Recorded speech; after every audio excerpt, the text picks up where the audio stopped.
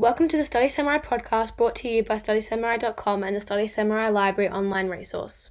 We provide high school students and their teachers and parents all they need to achieve their personal best in the high school years. Today we look at top tips for memorizing notes. Many students find it really difficult to cope with the memorization that can be needed for tests and exams. Of course, you can't just rote learn and regurgitate. You need to be able to apply the skills of what you have learnt. However, there is also a certain amount of memorization of content, formulas, and definitions, for example, that will be necessary. So how can students make this process easier? 1.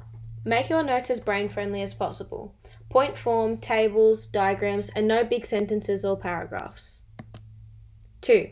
Start the memorization process of your notes early. Don't wait until before the test or the exam.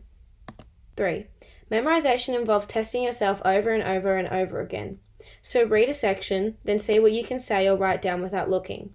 Then go back and see what you got wrong or didn't know. Put a pencil mark next to these bits. 4. Now focus on bits you didn't know. Say them out loud, repeat them to yourself, and write them down a few times. 5. Then test yourself on those bits again and see if you remembered more this time. 6. Do this over and over again. Then do it one more time. 7. Make flashcards or use a flashcard app on your phone to create flashcards on the parts you find hard to remember.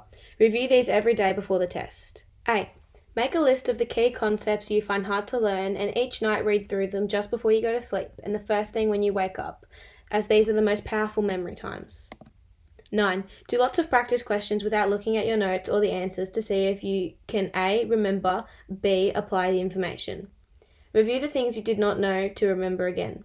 10. Your job is to keep testing yourself in order to find out which bits you have not stuck in your memory yet, so you can review these until they do.